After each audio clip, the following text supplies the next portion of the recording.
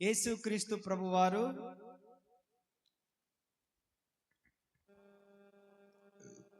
ఇక ఈరోజు రాత్రి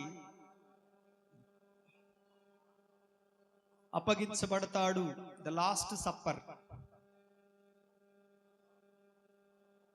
చివరి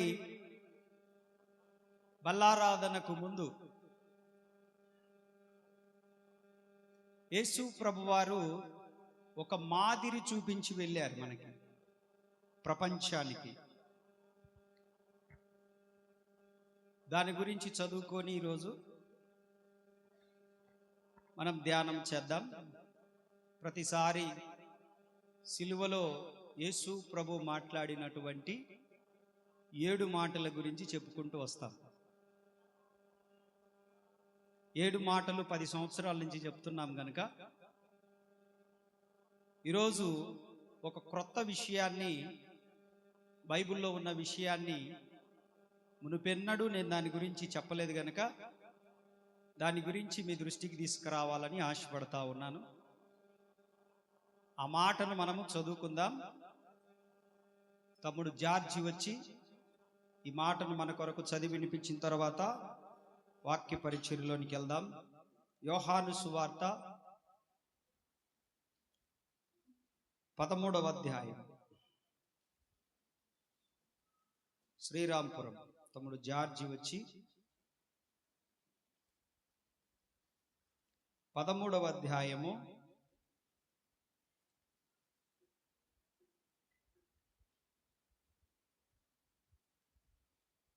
4వ వచనము నుంచి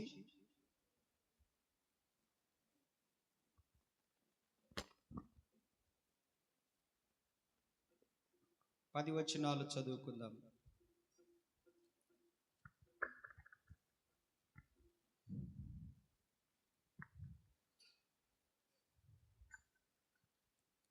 భోజన పంక్తిలో నుండి లేచి తన పై వస్త్రంలో అవతల పెట్టివేసి యొక్క తువాల తీసి కొని నడుమున కట్టెను. అంతటా పళ్ళెంలోను నీళ్లు పోసి శిష్యుల పాదములు కడుగుటకును తాను కట్టుకొని ఉన్న తువాలతో తుడుచుటకును మొదలుపెట్టాను. ఇట్లు చేయిచు ఆయన సీమోను పేతురునొద్దకు వచ్చి నప్పుడు అతడు, ప్రభువా, నీవు నా పాదములు కడుగుటకుదువా అని ఆయనతో అనెను. అందుకు యేసు, నేను చేయుచున్నది ఇప్పుడు నీకు తెలియదు గాని ఇక మీదట తెలుసుకొందునని అతనితో చెప్పగా, పేతురు, నీవెన్నడూ నా పాదములు కడగరాదని ఆయనతో అనెను. అందుకు యేసు, నిన్ను కడుగున ఎడల నాతో నీకు పాలు లేదనెను. సీమోను పేతురు, ప్రభువా, నా పాదములను మాత్రమేను గనుక నా చేతులు నా తల కడుగుమని ఆయనతో చెప్పాను. యేసు అతని చూచి, స్నానం చేసిన వాడు పాదములు తప్పు మరేమీ కడుక్కొనక్కరలేదు. అతడు కేవలం పవిత్రుడు నాయను. మీరును పవిత్రులు, కాని మీలో అందరూ పవిత్రులు కారాని. 15వ వచనము కూడా చదువుకుందాం.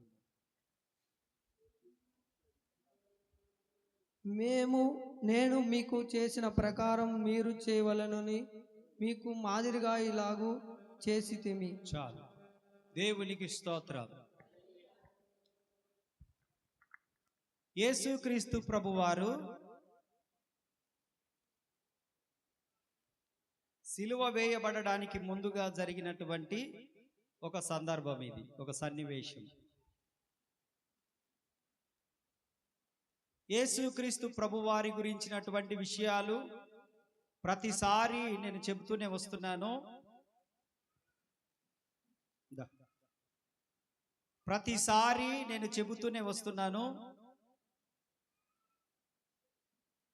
ఆయన తలకు ముండ్ల కిరీటము పెట్టబడి, చేతులకు మేకులు కొట్టబడి, కాళ్లకు ముండ్ల కిరీటం పెట్టబడి, ఆయన పక్కలో బల్లెపు పోటు పొడవబడి,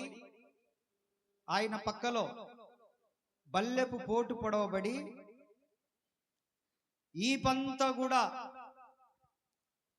కొరడాలతో కొట్టబడి నాగటి సాళ్ళు, పొలంలో సాళ్ళు ఉన్నట్లుగా ఎట్లా దున్నుతారో అలా దున్నబడి,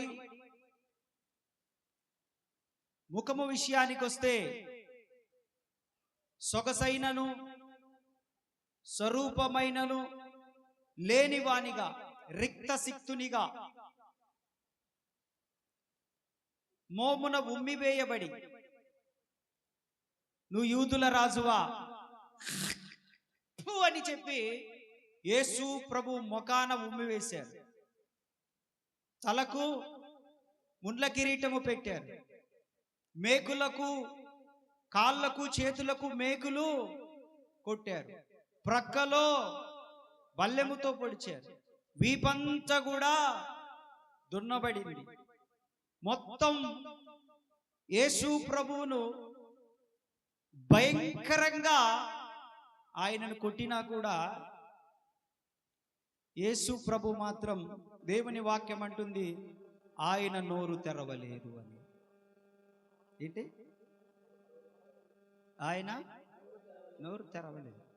అలాగని ఏదైనా తప్పుందా? మనమైతే అంటాం, నా తప్పు లేకుండా నువ్వు ఏదన్నా మాట అంటే నేను ఎందుకు ఊరుకోవాలి అంటాం. నేను ఎందుకు భరించాలి? నా తప్పు లేకుండా నన్ను ఏదన్నా అంటే నేను ఊరుకోను అని ఖచ్చితంగా మాట్లాడతాను.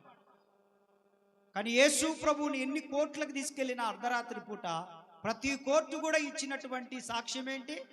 ఈయనలో ఏ నేరము, ఈయన ఏ నేరము చేయలేదు, మాకే నేరము కనపడలేదు. దేవుని వాక్యం అంటుంది, హెబ్రీలకు రాసిన పత్రికలో 7వ అధ్యాయంలో 26వ వచనంలో, నిర్దోషియు పవిత్రుడును, నిర్దోషియు నిష్కల్మషుడును, పాపులలో చేరక ప్రత్యేకముగా ఉన్నవాడును, ఆకాశ మండలము కంటే మిక్కిలి హెచ్చైన వాడునైనా ఇటు ప్రధాన యాజకుడు మనకు సరిపోయిన వాడు. యేసు ప్రభు మనకు, చెప్పండి అందరూ, మనకు సరిపోయిన వాడు. యేసు ప్రభు మనందరికీ. ఇంకెవరన్నా కావాలా మీకు? ఒక చెంప కొడితే మరొక చెంప చూపించమని ఫిలాసఫీ చెప్పి దాన్ని అవలంబించి దాన్ని నెరవేర్చిన వాడు ఎవడైనా కనబడతాడా? ఉన్నాడా? మాటకు మాట, చేతలకు చేతలు, పంటికి పన్ను, కంటికి కన్ను, కాలుకు కాలు, కత్తికి కత్తి, శిక్షకు ప్రతీకారం అని చెప్పి ధర్మశాస్త్రాన్ని పాటిస్తున్న వారిని నేటికి కూడా చూస్తున్నాం. కానీ నాలో పాపముందని మీలో ఎవడైనా స్థాపించగలడా అని ప్రపంచానికి సవాలు చేసి అన్ని సంవత్సరాలు భూమి మీద ఉంటే ఏ ఒక్కడు కూడా నీలో పాపముందని చూయించలేనంత పరిశుద్ధుడు మన రక్షకుడైన యేసుక్రీస్తు ప్రభువారు. కొడు చప్పట్లో.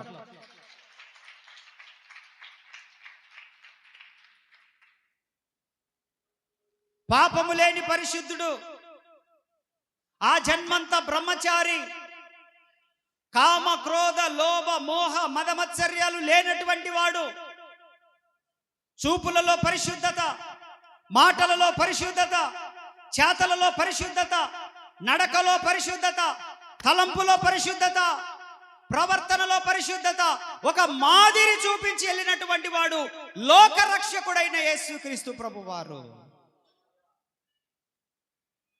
నీ పొరుగువాన్ని ప్రేమించండి అని చెప్పి ఆజ్ఞ ఇచ్చాడు. పొరుగువాన్ని ప్రేమించమన్నాడు. మీ శత్రువును ప్రేమించండి అని చెప్పాడు.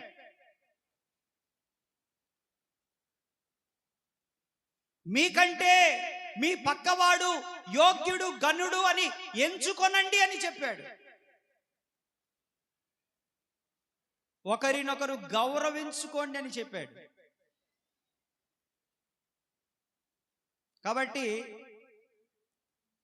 ఇటువంటి పరిశుద్ధుడు ఎవరైనా ఉన్నారు అని అంటే భూమి మీద యేసు ప్రభు తప్ప ఇంకొకరిని మనం కనుగొనలేం. మనం అందుకే ప్రపంచ దేశాలు మొత్తం యేసు వైపు చూస్తూ ఉన్నాయి.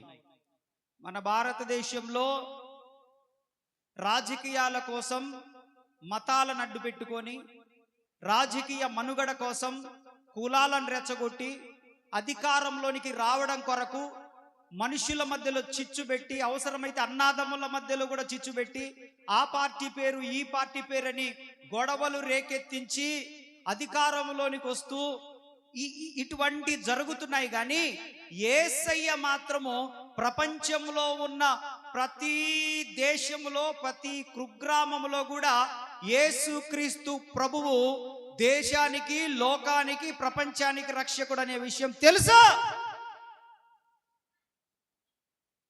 తెలుసు. కాకపోతే ఒప్పుకోవడానికి కులం అడ్డం వస్తూ ఉంది, ఒప్పుకోవడానికి మతం అడ్డం వస్తూ ఉంది, ఒప్పుకోవడానికి అధికారం అడ్డం వస్తూ ఉంది. యేసు దేవుడని ఒప్పుకోవడానికి వారి స్వార్థం అడ్డం వస్తూ ఉంది.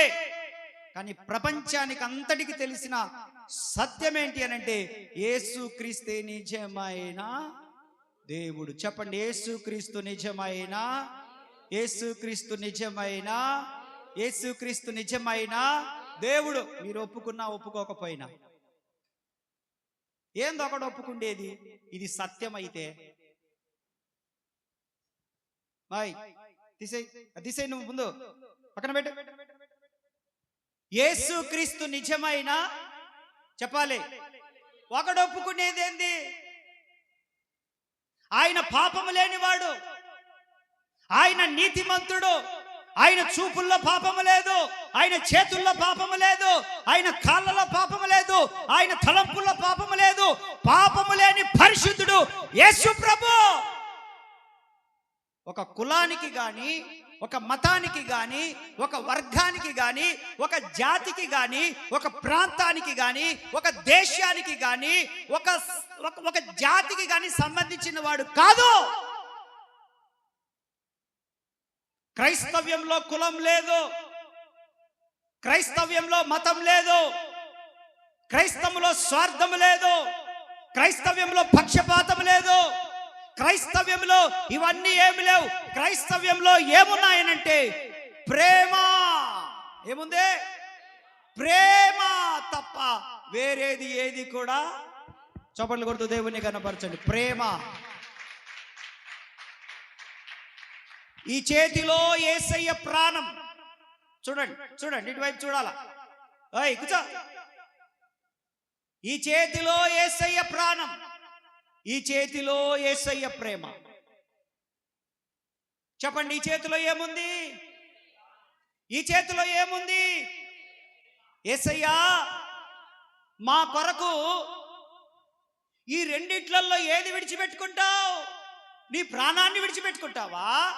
నీ ప్రేమను విడిచిపెట్టుకుంటావా? మా కొరకు నువ్వు ఏం విడిచిపెడతావు, ఏం త్యాగం చేస్తావు అని అంటే యేసయ్య అన్నాడు, అవసరమైతే నా ప్రాణమైన త్యాగం చేస్తా, కానీ మిమ్మల్ని ఎప్పుడు ప్రేమిస్తూనే ఉంటా నేను. Jesus loves you.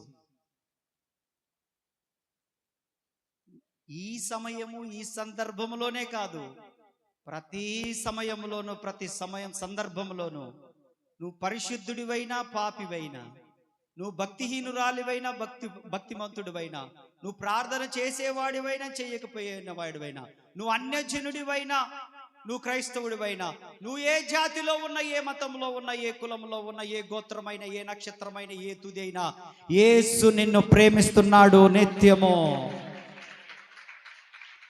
ఏ భేదమును లేదు. అందరూ పాపము చేసి దేవుడు అనుగ్రహించు మహిమను పొందలేకపోతున్నారనంటే యేసుక్రీస్తు భూమిపైకి వచ్చి ఆయన మనమలను, దేవుడు లోకమును ఎంతో, దేవుడు లోకమును ఎంతో, దేవుడిని అడిగారు, అయ్యా నీ ప్రాణం కావాలా, నీ ప్రేమ కావాలా, నువ్వు ఏది వదులుకుంటావు మా కొరకంటే, అబ్బాయ్ అవసరమైతే నా ప్రాణమైన వదులుకుంటాను, కానీ మీ మీద ప్రేమ నేను ఎప్పుడు విడిచిపెట్టను, మిమ్మల్ని ఎప్పుడు ప్రేమిస్తూనే ఉంటాను. ఎవడు చెప్పగలడండి ఈ మాట? నా స్నేహితుడు చెప్పగలడా? నా బంధువు చెప్పగలడా? నా కుటుంబం చెప్పగలదా? ఎవరు చెప్పగలరు ఈ మాట? యేసు తప్ప ఎవరు మనతో ఈ మాటను చెప్పలేరు. డబ్బుల కమ్ముడు పోయే రోజులు ఇవి. యేసు ప్రభు దగ్గర 12 మంది శిష్యులు ఉన్నారు. రండ్రా పైకి, రండ్రా పైకి, మగపిల్లలు రండి, మగపిల్లలు రండ్రా, 12 మంది రండి. దా తమ్ముడు, అటు 6 మంది ఉండండి, ఇటు 6 మంది ఉండండి, ఇంకా ఏరి ముగ్గురు రానా. ఇప్పుడు మంగినిపూడి నుంచి వచ్చాడు, వీడు మామూలుడు కాదు.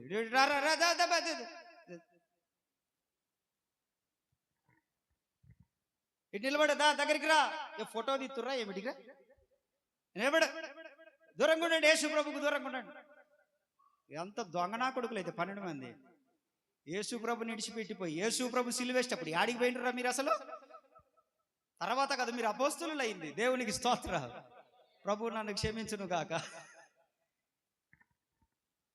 యేసు ప్రభు సిలువేసినప్పుడు యాడికి పోయి ముచ్చు మొక్కలు చూడు, ఏం మొక్కలు రా మీరు రే? యాడికి పోయినరా? యేసు ప్రభు సిలువేసినప్పుడు ఒక్కడన్నా ఉన్నాడా? ఒక్కడున్నాడు. ఎవరు అతను? యోహాను ఉన్నాడు దగ్గర. ఏం ఉరిం చూస్తారు అటుండండి. ఉరిం చూసిన కాడికి చాలు తెల్ల సొక్క వేసుకున్నాడని దగ్గరికి తీసుకొచ్చిన. తెల్ల సొక్క వేసుకొని రావాలరా ప్రార్థనకు వచ్చేటప్పుడు. యేసు రొమ్మున అనుకున్న శిష్యుడు ఎక్కడా ఎక్కడా అనుకున్నాడు? నవ్వగా అటుంటారా, కళ్ళు మూసుకో. యేసు రొమ్మున అనుకున్న శిష్యుడు యోహాను. యోహాను తప్ప ఎవరన్నా ఉన్నారా? తల్లి అయిన మరియ దగ్గర యోహాను తప్ప ఎవరైనా ఉన్నారా? ఏమైనా 11 మంది. ఒకడేమో వాడు మామూలుడు కాదాడు, యూదా ఇస్కరియోతు. ఎవడీడు? చూడు చూడు, అటు చూడరా, నాకెళ్ళింది. యూదా ఇస్కరియోతు ఏం చేశాడు వీడు? చూడు, ఈడు యూదులతోటి యేసు క్రీస్తును 30 వెండి నాణేలకు ఒక బానిస ఖరీదు కట్టి అమ్ముకున్నటువంటి భయంకరమైన మనిషి యూదా ఇస్కరియోతు. ఈడు ఎవడు అనంటే 12 మందిలో ఒకడు. 12 మంది శిష్యులలో వీడు ఒకడే. వీడేం చేశాడు తెలుసా? యేసయ్యను నమ్మించి ముద్దు పెట్టి, ఏ ముద్దు? బోధకుడు.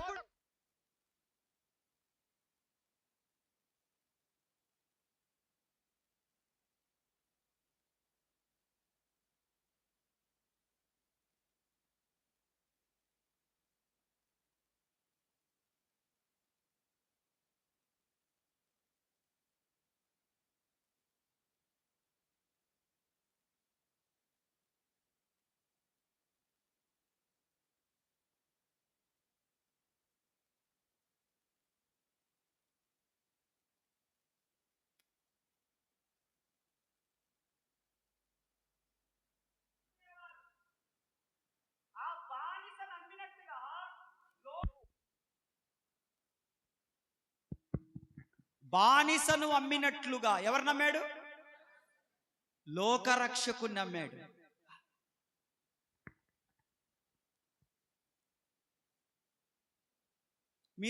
మిమ్మల్ని గనక ఎవరన్నా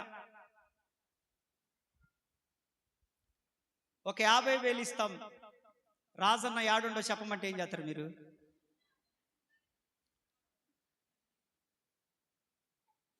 ఏం చేస్తారు మీరు? ఒక 50,000 ఇస్తామన్నా, రాజన్నను ఏమన్నా డొక్కలో ఒక్కటి బుడిసొత్తావా అంటే ఏం చేస్తారు మీరు? ఈడేం చేశాడు? 30 వెండి నాణేలకు. శత్రువులు దూరంగా ఉండరు, మన పక్కనే ఉంటారు. శత్రువులు అయ్యగారులు, శత్రువులు ఎక్కడో ఉండరు. చింటూ ఎక్కడ ఉంటారు? మన చుట్టుపక్కలనే తిరుగుతుంటారు. మనమేమో ఎక్కడనో శత్రువులు అనుకుంటుంటాం. వీడు పక్కనే ఉన్నాడు. దించులయ్యా, యేసు ప్రభు పక్కనే ఉన్నాడు వీడు. 30 వెండి నాణేలకు యేసు ప్రభువును అమ్ముకున్నాడు. వీడేమన్నా బాగుపడ్డా? ఏమయ్యాడు? యేసు ప్రభుని అమ్ముకున్నాక ఆ నీతిమంతుణ్ణి నేను అప్పగించానని చెప్పి పశ్చాత్తాపడి ఇంటికెళ్ళి ఊరేసుకొని ఏం చేశాడు? ఊరేసుకొని పొట్ట పగిలి పేగులు, నేనేమనట్లేదురా నిన్ను, పొట్ట పగిలి పేగులు బయటికి వచ్చేటట్టు చచ్చాడు. చచ్చాడా లేదా? వాక్యం చెప్తుందా లేదా? ఆ 30 వెండి నాణాలు ఏమన్నా వాడుకున్నాడా? వాడుకోలే. ఇర్మియా గ్రంథములో చెప్పబడినట్లు, చదవద్దులే ఇప్పుడు, ఇర్మియా గ్రంథములో చెప్పబడినట్లుగా కుమ్మరి వాని పొలమును సమాధుల కోసం కొనుక్కున్నారు.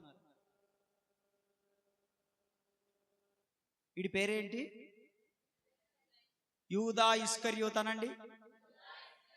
శోభక్క, యూదా ఇస్కరియోతను ఉన్నారా ఇక్కడ? జమనపల్లెలు రాహేలక్క, యూదా ఇస్కరియోతు ఈడే, చిన్నక్క మనవడు యూదా ఇస్కరియోతు. ఎన్ని వెండి నాణేలకు అమ్మాడు? 30. యేసు ప్రభు నమ్ముకొని ఏమైనా బాగుపడ్డా? ఒక అక్కగారు ఈ మధ్య నాకు సాక్ష్యం చెప్తా ఉంది. అన్నా, మేము దేవునిలో ఉన్నప్పుడు బ్రహ్మాండంగా ఉన్నాం. చర్చికి వచ్చినప్పుడు ఇదివరకు చర్చికి వెళ్తుండే వాళ్ళం, బాగున్నాం. మా కూతురు వివాహమై క్రైస్తవ్యాన్ని విడిచిపెట్టుకొని, మందిరాన్ని విడిచిపెట్టుకొని, మరలా కులంలో ఇబ్బంది అని చెప్పేసి మరలా పాత జీవితంలోకి వెళ్ళిపోయాం. మా కూతురు నిమిత్తమై వెళ్ళిపోయాం. అంగరంగ వైభవంగా చక్కగా మా కూతురు పెళ్లి జరిపించాము. కొద్ది సంవత్సరాలకే, అంటే 2-3 సంవత్సరాలకే మా అల్లుడు చనిపోయాడు. మరలా నా కూతురు ఒంటరిదైపోయింది. 15 సంవత్సరాలు పట్టింది మేము కోలుకోవడానికి. ఇప్పుడు మరలా ఈ మందిరానికి వచ్చి నాకనే కొంచెం కోలుకుంటున్నాము. ఈ మందిరంలో ఆదరణ దొరికింది, నెమ్మది దొరికింది. దేవుని మాటలు ఇక్కడ దొరికిన తర్వాత ఇక మీదట మరణమైనా ఏదైనా దేవుణ్ణి విడిచిపెట్టకుండా వెంబడిస్తామని తీర్మానం చేసుకొని వస్తున్నారు. చప్పట్లు కొడితే యేసయ్యను కనపరచండి. ప్రభువును విడిచిపెట్టకుండా అన్యజనుల కుటుంబం మరలా దేవునిలోకి వచ్చేసారు, నమ్మకంగా వస్తూ ఉన్నారు. దేవునికి స్తోత్రం. దేవుణ్ణి విడిచిపెట్టుకుంటే, దేవుణ్ణి అమ్మేసుకుంటే మనకు శ్రమలే తప్ప. 16వ అధ్యాయం కీర్తనల గ్రంథంలో ఏం చెప్తున్నాడు? యెహోవాను విడిచి, 4వ వచనం చదవండి. 16:4 కీర్తనల్లో,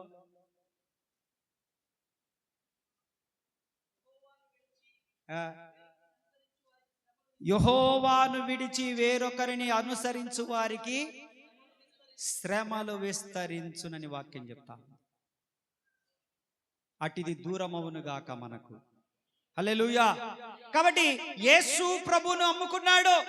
12 మంది శిష్యులు ఉన్నారు ఆయనకి. 12 మంది శిష్యులుంటే సిలువ దగ్గరికి వచ్చేసరికి ఎవరు కూడా లేరు. ఒకే ఒకడున్నాడు, యోహాను.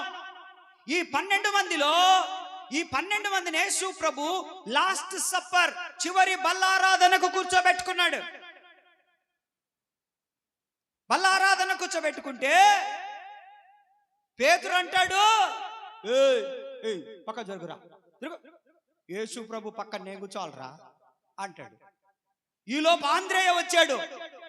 ఆంద్రేయ వచ్చి, ఏ నువ్వు పెద్ద మోగోడువా, ముందు నన్ను యేసు ప్రభు సేవకు పిలిచిందే, జరుగురా అన్నాడు. ఈలోపు సీమోన్ వచ్చాడు. సీమోన్ వచ్చి, ఏం సంగతి, మీటింగ్ జరిగేటప్పుడు పరిచర్య అంతా ఎవడు చేసేది? యేసు ప్రభు దగ్గర పరిచర్య నేనే అని చెప్పాడు. ఈలోపు ఇంకొకడు వచ్చాడు, మత్తయి వచ్చి, అరే ఎప్పుడు మీరు యేసు ప్రభు పక్కన మీరే ఉంటుండ్రుగా. ప్రార్థనకు పోయినప్పుడు మీరే ఉంటా ఉన్నారు, ఒలీవ కొండకు పోయినప్పుడు మీరే ఉంటున్నారు, గెత్సెమనే తోటలో మీరే ఉంటున్నారు, 5 రొట్టెలు 2 చిన్ని చేపలు పంచేటప్పుడు కూడా మీరే ఉన్నారు. అరే ఈ ఒక్కరోజు యేసు ప్రభు పక్కన కూర్చుంటారా బల్లారాధనలో, జరుగురా అని చెప్పి ఆడినెట్టేసాడు. ఇదంతా యేసు ప్రభు ఆడి నుంచి చూస్తా ఉన్నాడు. చూసి చూసి చూసి వీరిలో సమాధానము ఐక్యత లేదు. అందరూ పరిచయ వాళ్ళే, అందరూ పరిచయం చేసేవాళ్ళే, అందరూ నమ్మకస్తులే, అందరూ నా బిడ్డలే, అందరూ చాలా జాగ్రత్తగా యథార్థంగా నాతో కనిపెట్టుకున్న వాళ్ళే, అందరూ నన్ను వెంబడించిన వాళ్ళే. అసలు వీళ్ళకు విభేదాలు ఎందుకు వస్తున్నాయి? నేను గొప్ప అంటే నేను గొప్ప అంటాడు, నేను ముందుండాలంటే నేను ముందుండాలంటాడు. ఎవడు ముందొచ్చాడు? నేను కదా ముందొచ్చింది, నన్ను కదా ఫస్ట్ పిలిచింది, నేను కదా ఉండాల్సింది, నీళ్ళు ఇవ్వాల్సింది నేను కదా, బట్టలు అని చెప్పేసి ఒకళ్ళొకళ్ళు ఏం చేస్తున్నారు? పోటీ పడ్డారు. యేసు ప్రభు చూశారు, చూసి పక్క జరగండి, పక్క జరగండి, మీరిద్దరు రండి, టవల్ తీసుకొని రా, నీళ్ళు తీసుకొని రా, ఒక కుర్చీ పట్టరా, కుర్చీ అడబెట్టి, ఒక కుర్చీ పట్టరా,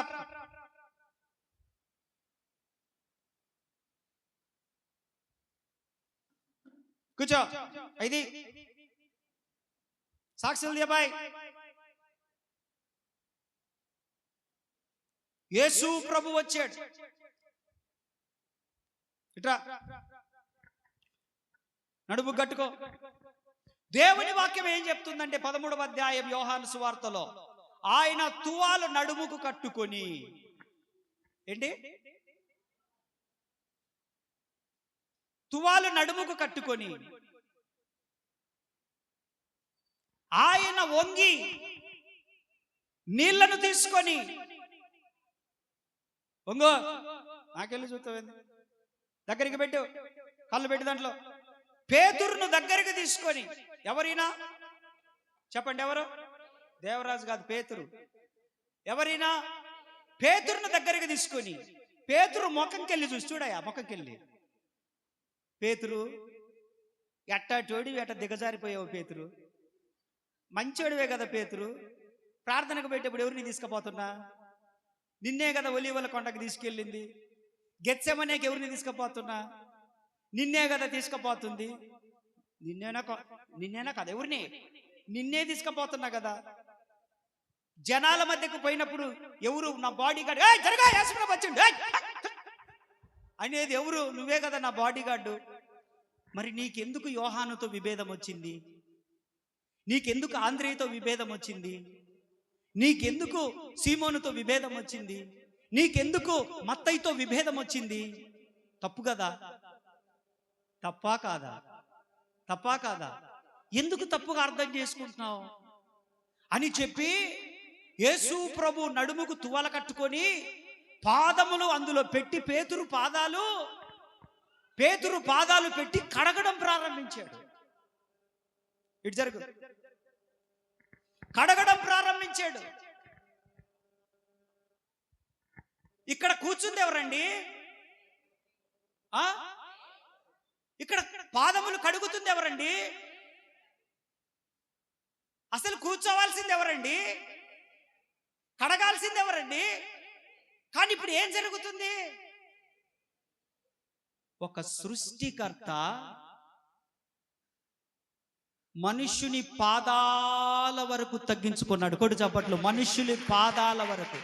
యేసయ్యకు మహిమ కలుగును గాక. చప్పట్లు కొడుతూ కృప కలుగును గాక, కృప కలుగును గాక నని నోటితో, కృప కలుగును గాక, కృప కలుగును గాక నని నోటితో చప్పట్లు మానక కొట్టండి. స్తోత్రమయ్యా, స్తోత్రమయ్యా, స్తోత్రమయ్యా, స్తోత్రమయ్యా. దేవానికి స్తోత్రమయ్యా, సృష్టికర్త నీకు స్తోత్రమయ్యా, రాజానికి స్తోత్రమయ్యా. చప్పట్లు కొడుతూ కృప కలుగును గాక, కృప కలుగును గాక సంఘానికి, సంఘానికి కృప కలుగును గాక. పడి చప్పట్లు.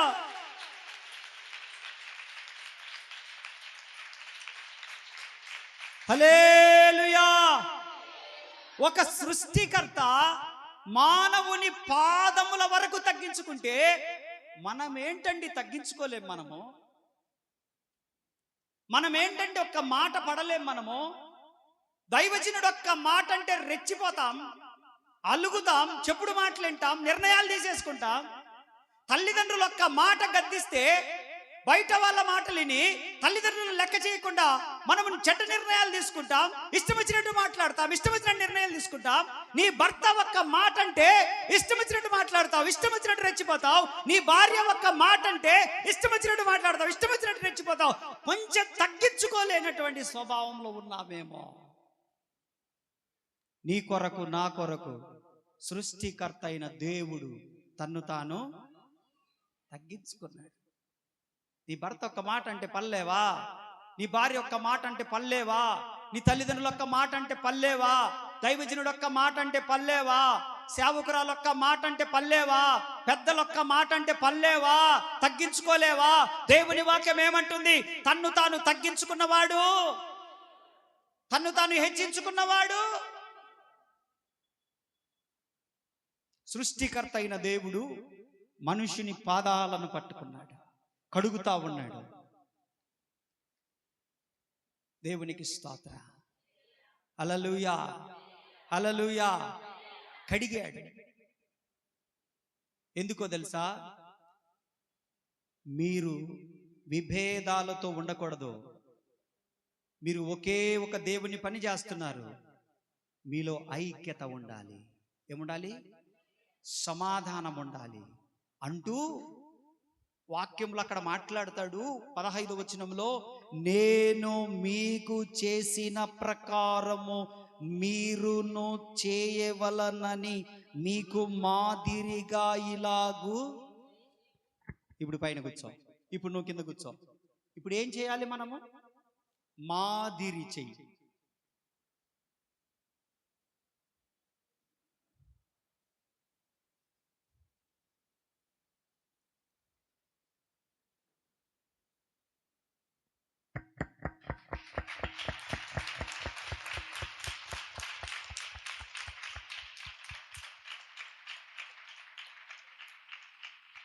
మాదిరి అంటే ఇది.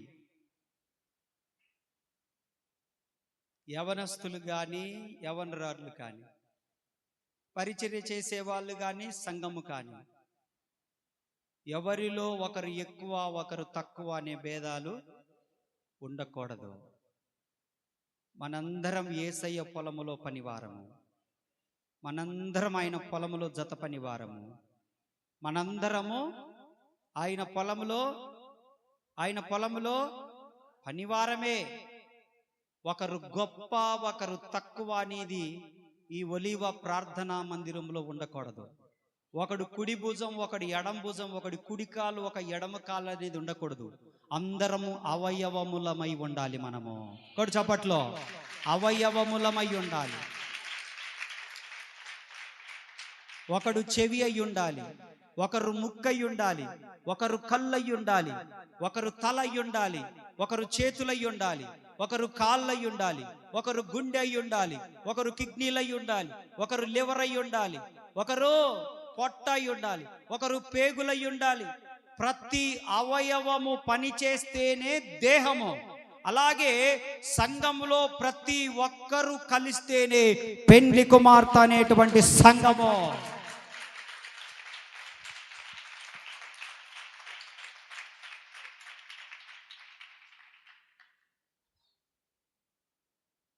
మాదిరి, ఇది మాదిరి.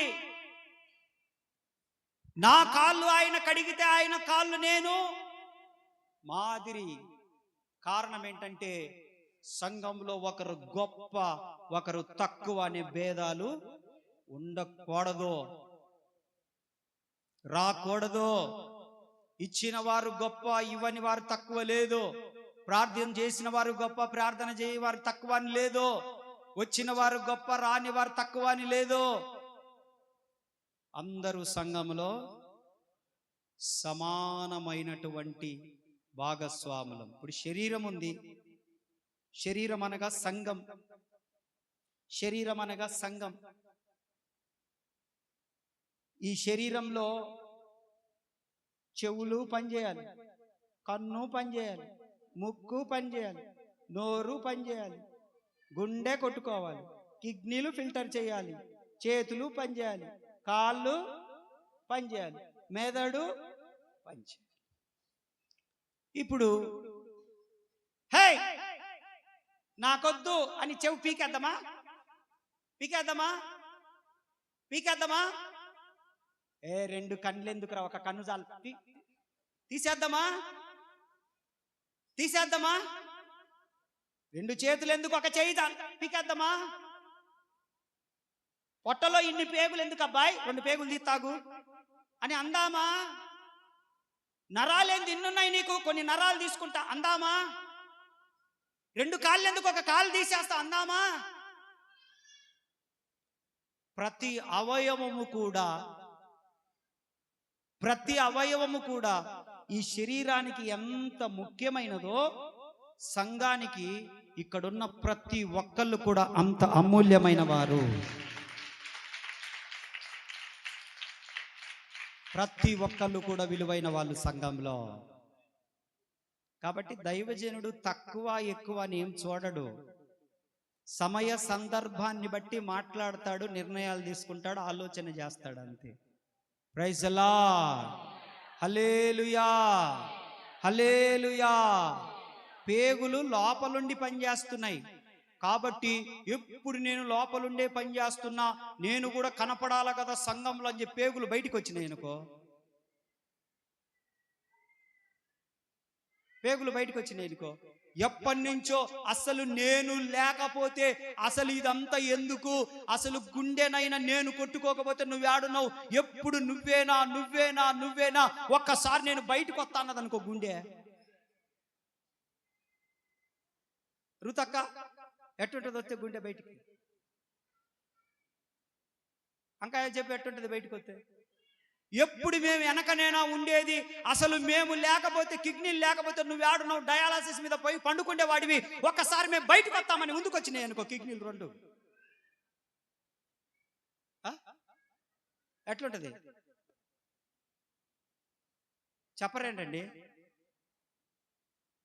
ఎప్పుడు నేను లోపలనే ఎందుకు ఉండాలి, నేను బయటకు వస్తాను అని బయటకు వచ్చింది అనుకో నేలక పెట్టరు, ఒకసారి బయటికి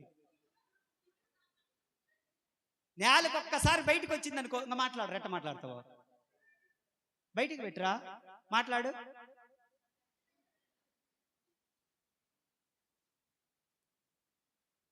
సంఘంలో కూడా దేవుడు ఏ సందర్భంలో ఎవరిని ఉపయోగించుకోవాలని వారిని ఉపయోగించుకుంటుంటాడు. అసూయ పడాల్సిన పని లేదు. ఎందుకనంటే అందరూ ప్రాముఖ్యమైన వాళ్ళే ఆయా సందర్భాలను బట్టి కొన్ని అవయవాలను ఎక్కువగా పని చేయనిస్తాడు దేవుడు. ఆ అవయవం మీరు అవ్వాలని కోరుకుంటున్నాను నేను. రాత్రి నేను ఒక ఇంటికి వెళ్తే మాట్లాడుతూ నేను స్థలం గురించి మాట్లాడుతూ ప్రార్థన టవర్ ఆడ కట్టాలనుకుంటున్నానక్క. దేవుని చిత్తమైతే నెక్స్ట్ ఇయర్ స్టార్ట్ చేస్తాను. బ్రదర్స్ ఉండడం కొరకని, వచ్చిన సేవకులు ఉండడం కొరకు బైబిల్ స్కూల్ పెట్టబోతున్నానక్క. ఆ బైబిల్ స్కూల్ కొరకు ఇట్లా చేయబోతున్నాను. దాదాపు ఒక 3 లక్షలు ప్లాన్ చేస్తున్నాను. అప్పో సప్పో తీసుకొచ్చి మొత్తానికి నేను ఇది చేయాలనుకుంటున్నాను. దేవుడు ఇస్తాలే, తగిన సమయంలో చూద్దాంలే అంటుంటే అక్క, ఇంకొక తల్లిగారు కూర్చొని అక్క అంటుంది, అన్న ఆ 3 లక్షలు ఇచ్చే గుంపులో నేను కూడా ఉండాలన్నానంటుంది. మీరైతే ఇట్లాంటి మాకు చెప్పగాకలే అంటారు, ఇట్లాంటి వద్దు.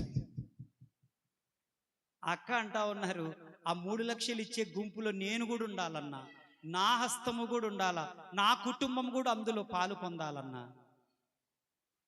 నేను చెప్పాల కానీ ఇక్కడ ఎంతమంది ఉన్నారు, ఒక్క మాట చెప్పాల కానీ, ఒక్క మాట. నేను బైబిల్ స్కూల్ పెడుతున్నాను, అందరూ తలా ఇంత సహాయం చేయాలనంటే పిసినారోళ్ళు వాళ్ళు అట్ట కొట్టుకొని పోతారులే, మిగతా గింజలు ఎన్నున్నాయి ఈడ. నేను ఒక్క మాట చెప్పాల కానీ, ఆలస్యమైన తీసుకొచ్చి 1000 రూపాయలు ఇచ్చే బిడ్డలు ఉన్నారు ఈడ. అందుకే కదా ఇక్కడ ఇంత పరిచర్య జరుగుతుంది. అటువంటి అద్భుతమైన అవయవములనిచ్చిన దేవునికి చప్పట్లు కొడితే యేసయ్యను కనపరుద్దాం. అటువంటి అవయవములు లోపల ఉన్నాయి గుండె విలువైన అవయవము, చప్పట్లు కొట్టు. కిడ్నీలు విలువైన అవయవము, లివర్ విలువైన అవయవము, విలువైన అవయవాలు, డైజెషన్, ఇదిగో పొట్టపేగులు విలువైనవన్నీ లోపల ఉన్నాయి. అవి బయటికి రావడానికి ఇష్టపడవు. కొంతమంది వేల రూపాయలు ఇస్తారు నాకు, అన్నా సంఘంలో చెప్పొద్దు అంటారు. అది స్తోత్ర, హల్లెలూయా. సంఘంలో చెప్పగాకన్నా, చెప్తే మాకు దీవెన రాదన్నా, చెప్పగాకన్నా ఇంకా మేము చెయ్యాలనుకుంటున్నాం దేవునికి.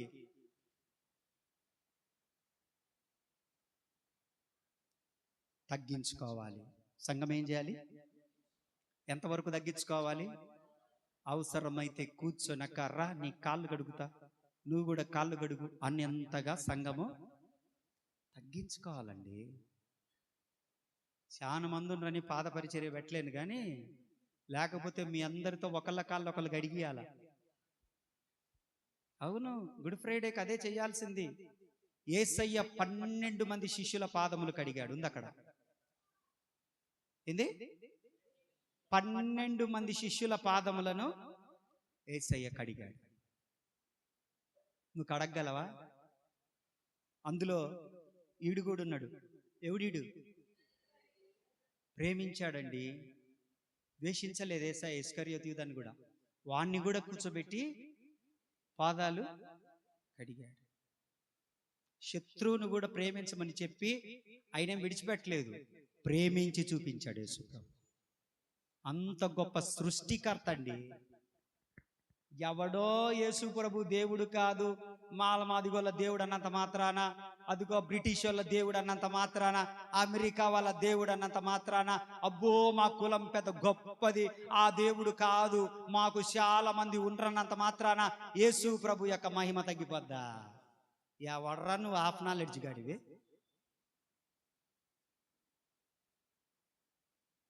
యేసు ప్రభు ప్రపంచ దేశాలకు చక్రవర్తి. ఆయన ప్రపంచ దేశాలకు చక్రవర్తి. పండగల పేర్లు చెప్పి మారణ హోమాలు చేస్తా ఉన్నారు. ఈ మధ్య హోలీ చేసుకున్నారు, హోలీ పండగ. ఆడపిల్లలను, ఆడోళ్ళని ఎంత చిత్రహింసలు పెట్టారు, సోషల్ మీడియాలో వచ్చినాయి. హోలీ పండగ పేరు చెప్పి ఎంత ఇబ్బందులు పెట్టారు. పుష్కరాలు పేరు చెప్పి ఎంతమంది చచ్చిపోయారు. ప్రతి పండగలో, ప్రతి కార్యక్రమాలలో చస్తున్నారు. ఈ మధ్య గుడారాల పండగ జరిగింది, ఒక్కడన్నా చచ్చాడా? బైబుల్ మిషన్ దేవదాసయ్య గారు, తండ్రి గారు దేవదాసయ్య గారిది జనవరి నెలలో 28 నుంచి జరిగాయి. లక్షల మంది వచ్చారు, దాదాపు 30-40 లక్షల మంది వచ్చారు. ఒక్కళ్ళన్నా చచ్చిపోయారా? గుత్తిలో జరుగుతాయి దేవదాసయ్య గారి లక్షలు, ఒక్కళ్ళన్నా చచ్చిపోయారా? కేపాల్ గారు ఇది వరకు పెడితే 15 లక్షల మంది, 30 లక్షల మంది, ఒక్కళ్ళన్నా చచ్చిపోయారా? క్రైస్తవుల దాంట్లో ఒక్కళ్ళు కూడా చనిపోవడానికి గల కారణం, నిజ రక్షకుడు అక్కడికి దిగి వస్తూ ఉంటాడు. నిజ రక్షకుడు అక్కడికి దిగి వస్తుంటాడు. ప్రపంచ చక్రవర్తి అక్కడికి దిగి వస్తుంటాడు. నువ్వు నాయన మాదిగోళ్ళ దేవుడని ముద్ర వేసినంత మాత్రాన కుళ్ళుతోటి, అసూయతోటి ఛీ, నువ్వు నరకానికి పోతావని నీ గురించి ప్రార్థన చేస్తున్నాం ఇంకా మేము. ఆయన ప్రపంచ చక్రవర్తి రా నాయన. నీ కులానికి, నీ మతానికి ఇక్కడ మాత్రమే విలువ ఉంటది. క్రైస్తవ్యం అంతా ప్రపంచంలో ఉంది. నా ప్రభువు ప్రపంచమంతటి కొరకు ప్రాణం పెట్టినవాడు. నా ప్రభువు ఒక జాతి కొరకు, ఒక కులం కొరకు, ఒక మతం కొరకు కాదు. మాదిరి చూపించాడు. శిష్యుల పాదములు కడిగి 12 మంది కడిగాడు. నిన్ను వలె నీ పొరుగు వారిని ప్రేమించమని చెప్పాడు, తగ్గించుకోమని చెప్పాడు. అలా చెప్పి ఆయన కల్వరి శిలువకి వెళ్ళాడు. కూర్చోండి అందరు.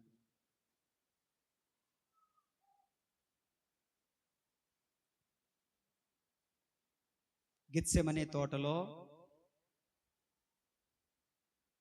ప్రార్థన చేసుకోవడానికి వెళ్ళినప్పుడు చివరి ప్రార్థన, the last prayer in Gethsemane.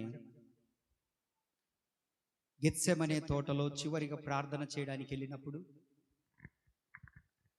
బల్లెములతోటి, ఈటెలతోటి కత్తులతోటి, కటారాలతోటి యూదా ఇస్కరియోతు వారిని తీసుకొని వచ్చి యేసు ప్రభును పట్టించి ఉదయం 9 గంటలకు సిలువ ప్రారంభమైంది. 12 గంటలకు యేసు ప్రభు కరెక్ట్గా 12 గంటలకు ఆ దేశమంతా కూడా చీకటి కమ్మింది. 3 గంటల వరకు లోక రక్షకుని యొక్క మరణాన్ని చూడలేకపోయింది లోకం, సృష్టి. 3 గంటలకు ఆయన తలవాల్చి తన ప్రాణము పెట్టాడు. తలవాల్చి తన ప్రాణము పెట్టాడు.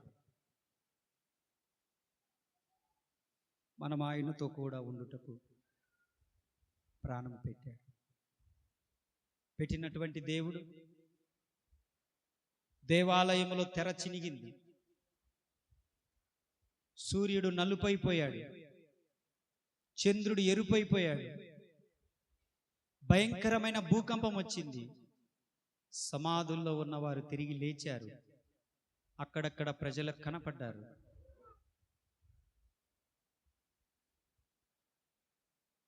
సాయంత్రం 6 అయింది, చీకటి పడ్డది అనంటే సిలువ మీద ఉన్న ఎవరినైనా మోకాళ్ళ వరకు నరికి చంపేస్తారు. కానీ యేసు ప్రభు 3 గంటలకే ప్రాణమును. ఈలోపు ఒకడు వచ్చాడు, ఏమైనా కొస ప్రాణం ఉందేమో చూడు అని చెప్పి బల్లెముతో ఒక పోటు పొడిచాడు పక్కలో. అప్పటికే యేసు ప్రభు మరణించాడు. ఆ శవాన్ని తీసుకుపోవడానికి ఎవడు రావడానికి సాహసం చేయలేదు. 11 మంది శిష్యులు, 10 మంది పారిపోయి ఉన్నారు. పేతురు 3 సార్లు అబద్ధమాడాడు. యేసు ఎవరో నాకు అంతకు ముందే కాళ్ళు గడిగించుకున్నాడు యేసు ప్రభుతోటి. అంతకుముందే సంఘమును నీ మీద కడతానని యేసు ప్రభు స్టేట్మెంట్ ఇచ్చాడు. అంతకుముందే గెత్సెమనే తోటలో యోహాను, పేతురు ఇద్దరున్నారు యేసు ప్రభుతో.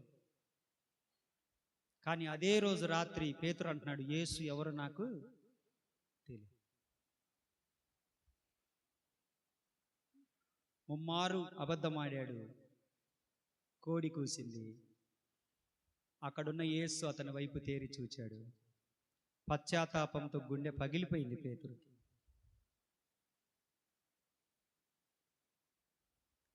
రహస్య క్రైస్తవుడు అరిమత యోసేపు అనబడేవాడు ఒక మంచి అధికారి, రాజకీయవేత్త, ధనవంతుడు, యేసు క్రీస్తును అభిమానించే వ్యక్తి. పిలాతు దగ్గరికి వెళ్ళి యేసు ప్రభు శవము నాకు ఇవ్వండి అని అడిగాడు. ఆయనకున్న అధికారాన్ని బట్టి పిలాతు ఆ శవాన్ని అతనికి ఇప్పించేశాడు. కనీసం శిష్యులు ఆయన సమాధి కార్యక్రమం మట్టేయడానికి కూడా లేరు, ఎవరు లేరు. పేతురయ్య గారు, పౌలయ్య గారు అంటాడు, అపోస్తులైన పౌలయ్య గారు, అందరూ నన్ను విడిచిపోయిరి, యేసు నా పక్కన ఉండి బలపరిచను అంటాడు. అందరూ విడిచిపోతారు. ఒక రోజున అందరూ విడిచిపెట్టి వెళ్ళిపోతారు. ఒకరోజు నువ్వు ఒక్కడివే ఉంటావు. విడిచిపెట్టి వెళ్ళిపోయారు. అరిమత యోసేపు అప్పటికే తన కొరకు తొలిపించుకున్నటువంటి రాతి సమాధి తీసుకెళ్ళాడు. దానికి సంబంధించిన వ్యవహారాలన్నీ చేపించి ఖరీదైనటువంటి బట్టలతో చుట్టబడి సమాధిలో పెట్టాడు. యూదా మతస్థులు వచ్చారు. వాడు బ్రతికి ఉన్నప్పుడు 3వ దినాన లేస్తానని చెప్పాడు వాడు పలుసార్లు. కాబట్టి దానికి బండకు సీలయ్యండి, గొలుసులతో బండను బంధించండి, కావలి వారిని పెట్టండి అన్నప్పుడు సరే అని కావలి వారిని పెట్టారు. సెక్యూరిటీని పెట్టారు, బండను ముద్ర వేశారు, బిగించారు. ఎక్కడోళ్ళు అక్కడ వెళ్ళిపోయారు. మిగతాది మనము ఆదివారం రోజు మనము చెప్పుకుందాం ఆయన పునరుత్థానం ఎలా ఉంది అనేది. కాబట్టి బిడ్లారా, యేసుక్రీస్తు ప్రభువారు మనకు మాదిరిగా చూపించి వెళ్ళిన వాటిని మనం చేద్దాం.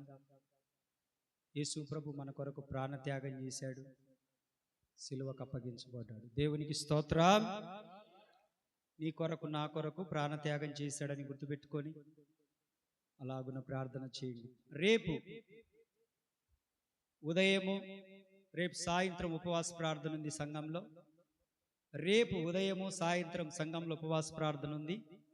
ఎల్లుండి ఆదివారం బల్లారాధన ఉంది. పునరుత్థానపారాధన, బల్లారాధన రెండు ఒకేసారి. కాబట్టి వాటికి సిద్ధపడి మనం తప్పకుండా రేపు సాయంత్రం, రేపు పగలు మనము దేవుని సన్నిధిలో కలుసుకుందాం. మేము ప్రార్థన ఆశీర్వాదం ఇచ్చిన వెంటనే పానకం ఉంది. పానకం తలా ఒక గ్లాస్ తాగి తీసుకెళ్లాలనుకున్న వారు మీరు బాటిల్ తెస్తే బాటిల్లో తీసుకొని వెళ్ళండి. అవి మీద పోసుకోగాకండి, చీమలు పడతాయి. మీద పోసుకోకుండా చక్కగా నెమ్మదిగా తాగండి. మీ కొరకే చేసింది. ప్రార్థన చేయించుకునే వాళ్ళు ప్రార్థన చేయించుకోండి. అవి తాగాలనుకునే వాళ్ళు తాగండి. ప్రశాంతంగా అందరూ వెళ్ళండి. రేపు ఆదివారం కూడా 11 గంటలకే ప్రార్థన ప్రారంభించబడుతుంది. రేపు ఆదివారం భోజనాలు ఉండవు, పండగ కనుక మిమ్మల్ని ఎక్కువసేపు కూడా ఉంచను. ఆ రోజు బల్లారాధన ఉందని నేనేమి ఎక్కువసేపు ఉంచను.